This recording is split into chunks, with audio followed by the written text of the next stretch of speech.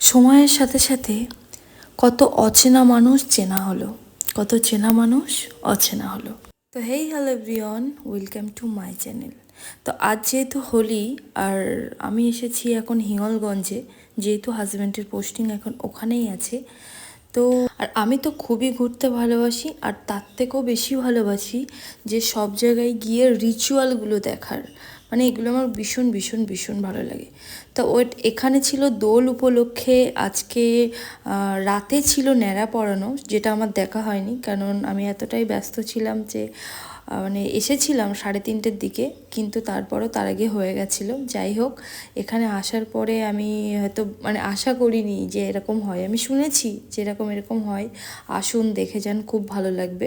কিন্তু আমি ভাবলাম এই রাত্রে 3:30-4টের সময় কে আসবে, মানে ওই টাইমটা তো সবাই বেশিরভাগ ঘুমায়, সেই জন্য। তো ওখানে যাওয়ার পরে দেখলাম বিবর্ষ লোক হয়েছে। আর একটা জিনিস আমি মিস করেছি, আমি যাওয়ার আগে রাধাকৃষ্ণকে দোলনায় দোল দেওয়া হয়, ওইটা নাকি আরও সুন্দর সুন্দর লাগে, মানে যেটা নাকি খুব ভালো লাগে।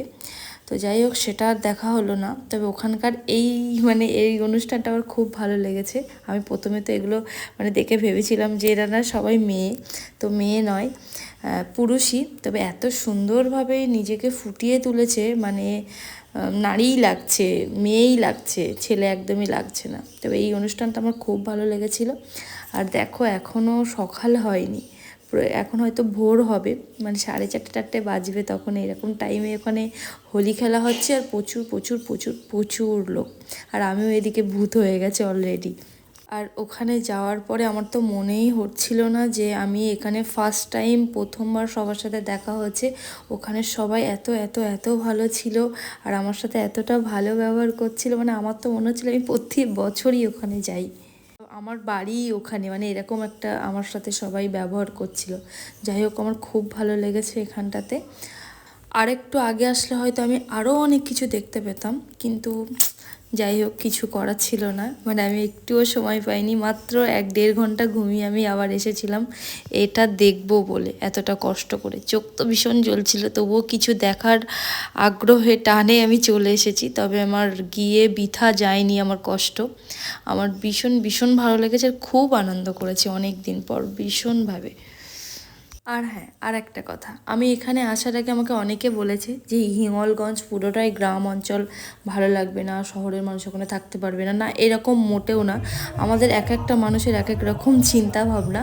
তো আমার হিঙ্গলগঞ্জে এসে সত্যি বলতে আমার ভীষণ ভালো লেগেছে, মানে এত সুন্দর প্রাকৃতিক সৌন্দর্য, সকালের ভোর, পাখিদের কোলাহল, মানুষের ব্যবহার, সব মিলিয়ে মানে কি বলবো, ভীষণ ভালো। দেখো, এখন হয়তো কটা বাজে, 5টা বাজে, এত লোক হয়েছে, এত লোক হয়েছে, আর কি সুন্দর রাধা কৃষ্ণর যুগল মিলন, রাধিকাদের সাথে নৃত্য, মানে ভীষণ মনোমুগ্ধকর একটা পরিবেশ। আর এটা হচ্ছিল আমাদের থানার সামনেই। তবে আমি বেশি দূর যাইনি, আমার এইখানটাই সমাপ্ত হয়েছিল। আমি মন্দির থেকে আমাদের থানার সামনে পর্যন্ত হেঁটেছিলাম, পুরোটা হাঁটতে পারিনি। তবে যাই হোক, খুব ভালো লেগেছে। আর মেলা তো এখন কন্টিনিউ 3-4 দিন হবে, হাতে সময় থাকলে তোমরাও ঘুরে যাও। আমার মনে হয় কাছাকাছি তোমরা যারা আছো তারা আসলে ভালো লাগবে। আর যাওয়ার আগে প্রেম সে বলো সবাই মিলে রাধে রাধে।